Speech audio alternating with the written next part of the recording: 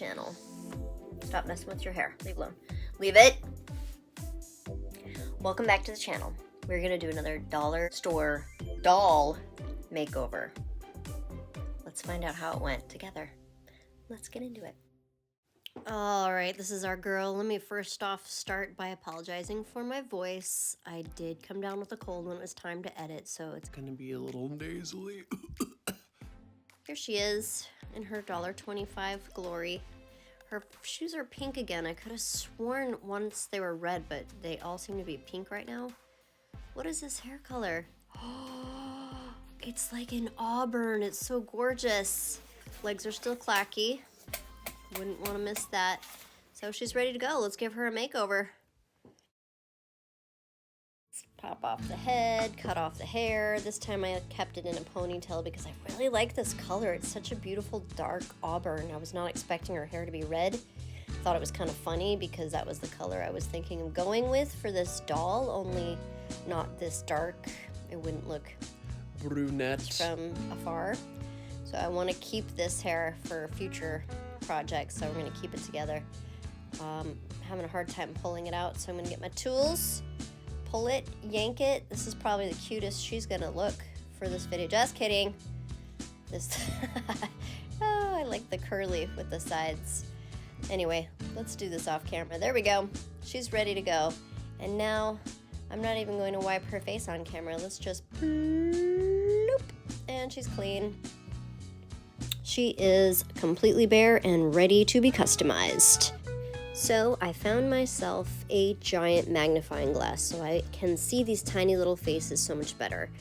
For this face up, I drew on a face outline so I know where this is going and it's not just going to be on the spur of my pants. Is that even, that's not a thing.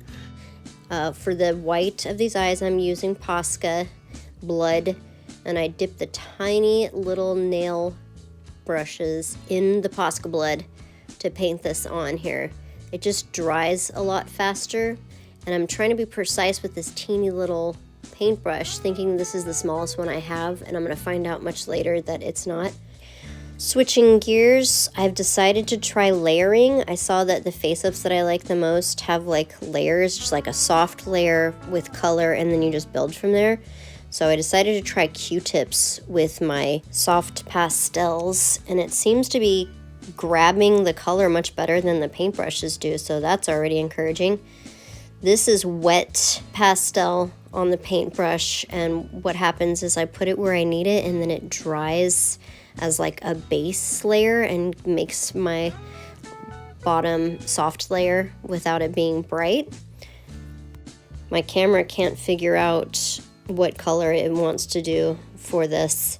Is it going to be a warm yellow? Is it going to be a greenish blue? Look at this, back and forth, back and forth.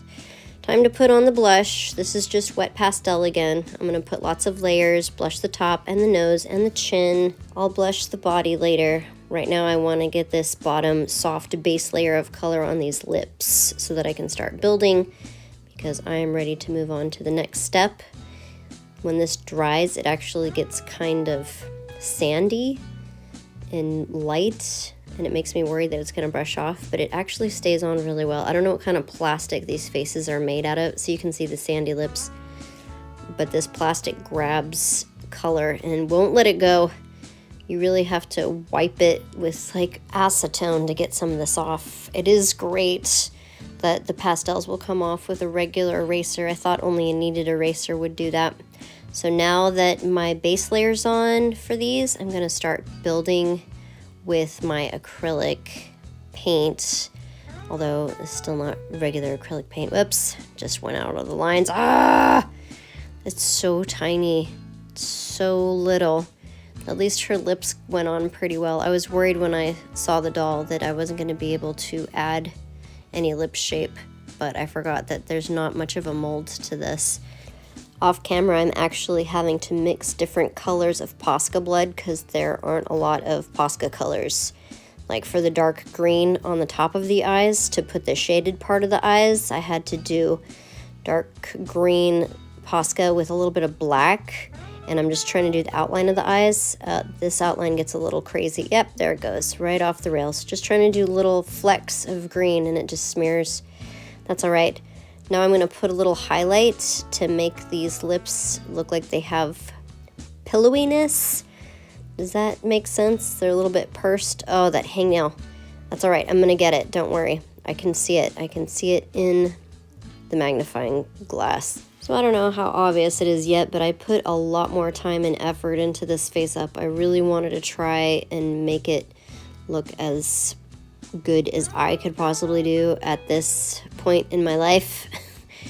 I feel like if this was a much bigger face, I don't know, I could probably do a lot better. It's just so flippin' tiny. What are you supposed to do? I do think that putting the outline on the face helped out a lot.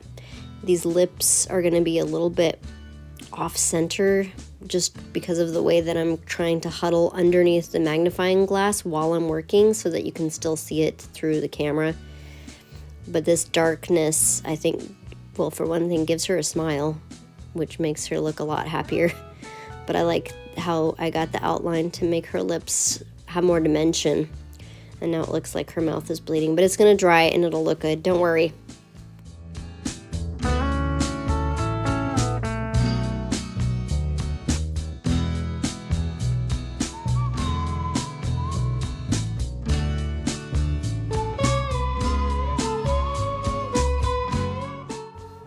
I'm gonna switch to white now. I got it so close up it's a little bit blurry, and at this point my magnifying glass might actually be dirty.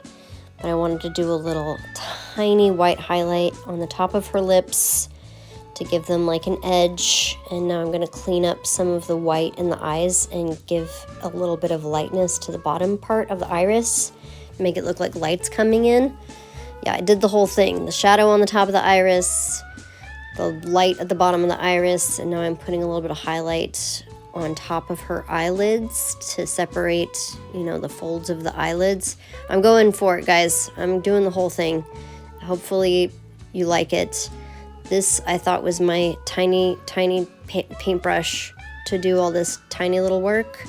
I had to use the tiniest dotting tool to put these pupils in here, and this is still Posca blood.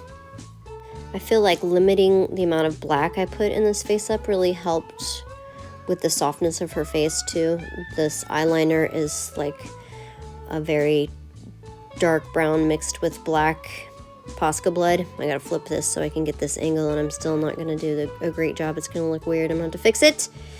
That's what you do when you're trying to do little tiny painting. I find out in a little bit that this isn't my finest, most delicate paintbrush when I start trying to do the eyelashes. It was pretty good for the eyebrows. I like the way the bottom, like I don't have to put too many individual hairs on here. That one got a little long because I have that nice soft layer underneath. So that was a good help. Stop shaking. That was a good call on my part, noticing that it's layers. Oh no! Yeah, those eyelashes turned into spider legs, and that's because I thought I had my tiniest brush, but this is my tiniest brush. So I'm gonna put on the bottom lashes, and then I'm gonna go back up and put on some top lashes with the brush that I should have used in the first place, but I didn't realize this was the eyelash brush. So her lashes are gonna be extremely luscious as I try to fix them. So at this point, the video is as long as my videos normally are, and all of it has been on the face up. That's because I'm trying to do a really good job, guys. Let's put the catch lights on here, and then I swear we will be moving on to something else. Can't forget those nostrils. Let's make sure they're nice and dark. Leave them alone. Don't make them worse. Nope, leave it. So her face is done. I think it looks really pretty. It has a lot more dimension than it normally does. I, of course, have learned a lot, so hopefully the next one will be even better than this one. We'll see how it goes. I decided to paint on her undergarments this time because I spent way too much time on her face up. I mean, it was time well spent. I think this color is very complementary to her skin tone, but I don't normally paint these on because they might get in the way of whatever I decide to design for the clothing. This time, I just didn't care. I wanted her to feel like she had some clothes on while we were putting on her hair. So she looks cute, like she's in a bathing suit, and honestly, even though her head is flat, she's kind of rocking the bald-headed girl look. But while I have you here, before we do your hair, let's go ahead and blush this body. I'm gonna give you some sun on your shoulders and your hips and your hands, your shoulders. I already said shoulders, you know what I mean? The inside part of the shoulders, the belly, the knees, of course, and let's get the toes. Now we can do hair. So you might have noticed I'm using actual doll hair for this. I'm not making wefts because I'm not seeing ahead at what a nightmare this hair is gonna be. It's so slippery. I can't sew it on, it wouldn't stay. I tried that with the fabric doll and it kind of just made it a mess. So I'm using hot glue and it's making all the hair stick out. I did choose red, like I said. That's why it was kind of serendipitous that this doll already had kind of auburny red hair. I think both of these colors are good. But right now I'm making a huge mess with some hot glue and this line, it's making a huge bump. I don't know how to put this on with these cord pieces. I don't know what to do with this stuff. When I try to trim those bumpy pieces down, hair just starts falling out because it's all connected to that. We're already getting in that dangerous zone where I don't want to keep putting so much time and effort into something, and so her hair definitely suffers because of this. Like her hair is all falling out every time I try to trim this thing down. But if I was smart, I would have just cut all of this hair off, started over again with wefts. I couldn't bend it to make the part like you would normally do because it's so slippery and strong that it just flew up. So here I am trying to put these pieces that are falling out back on with a little Mod Podge, and that does not work. It just makes a big crusty mess. So there she is with her crusty part.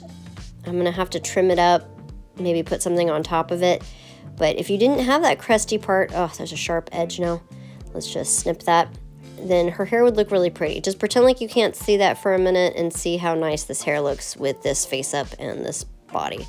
Oh, it looks a little creepy. I'm actually just glossing the lips and eyes because I forgot to do that originally. So my grand scheme to cover that nightmare on top of her head was to do some elaborate braids and like wrap them around, but this is very stiff and slippery hair. In my attempt to keep it from coming unraveled, I painted the whole thing with some glossy Mod Podge, and I'll do that to the second braid as well. And now while that is drying, a quick montage of all of the ways I tried to fight over this navy bodice before finally letting the idea go.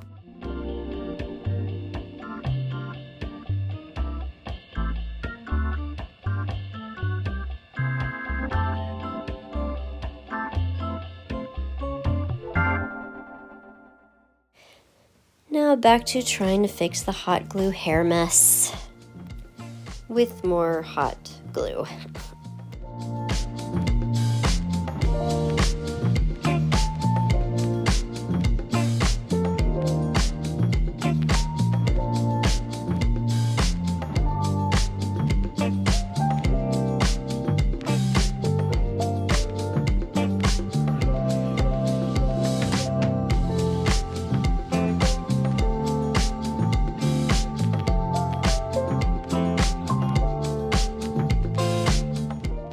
Yep, I think this is as good as this is going to get.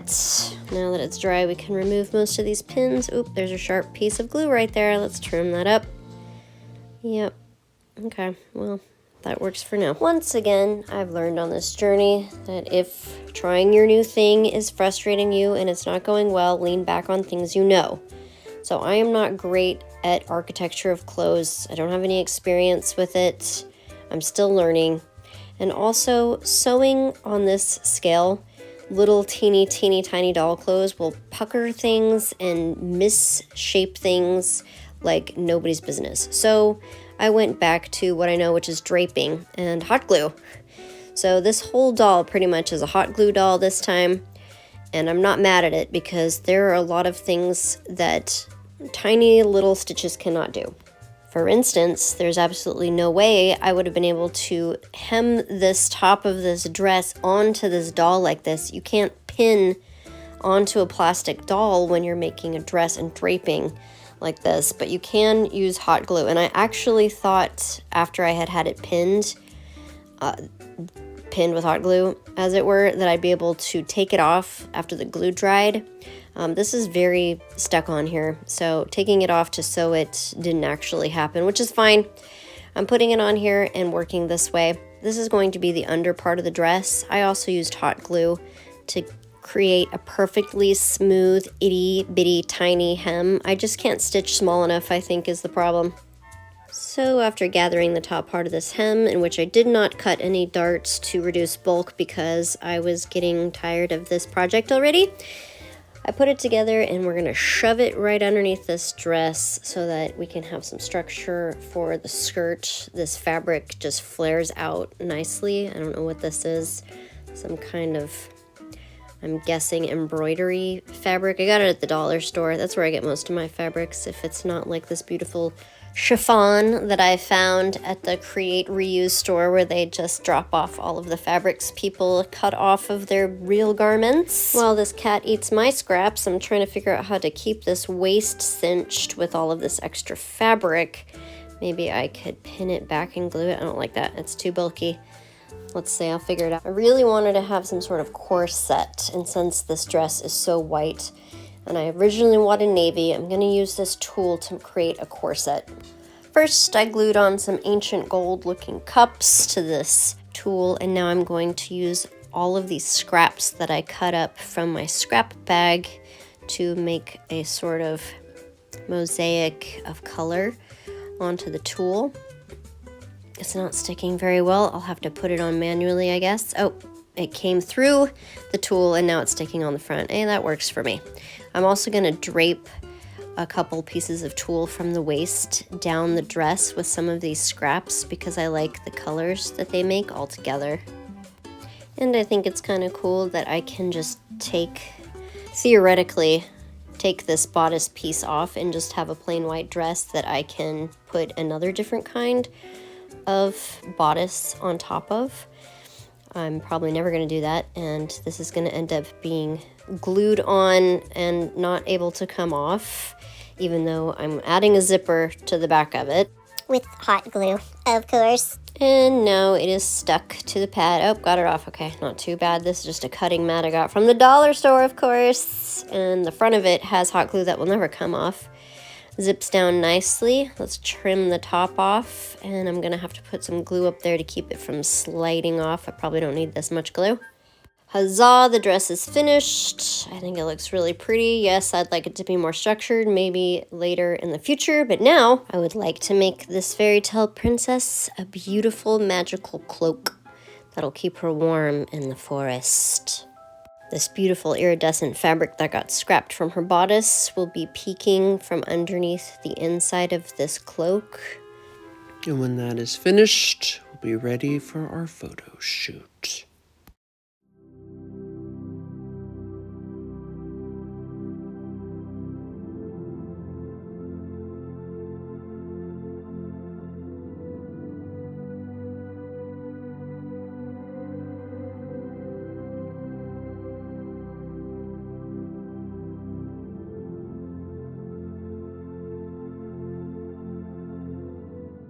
Yes, I do see all the hot glue spider webs everywhere. I do think this is a pretty good outcome for the amount of patience I was having left for this doll. I just wasn't born with the ability to focus on something for too long of a time, so I think she turned out really well considering I was ready to throw in the towel. This again is really the essence of why I do videos in the first place, so that I'll finish something that I start, because otherwise I probably wouldn't.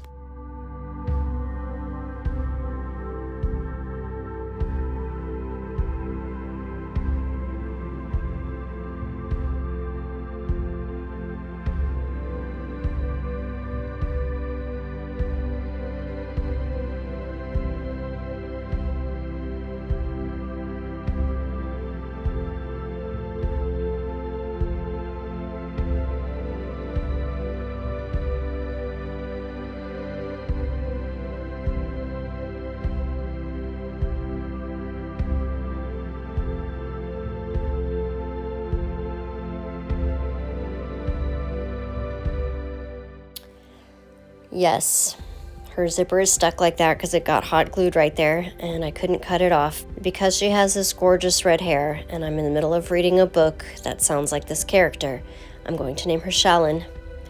If you know which book I'm reading, please write it in the comments below. And of course, feel free to leave any references of books that you like. This one is a fantasy novel, obviously, hence the fantasy design of this dress. Thank you guys so much for watching the video, and I'll see you next time. Goodbye.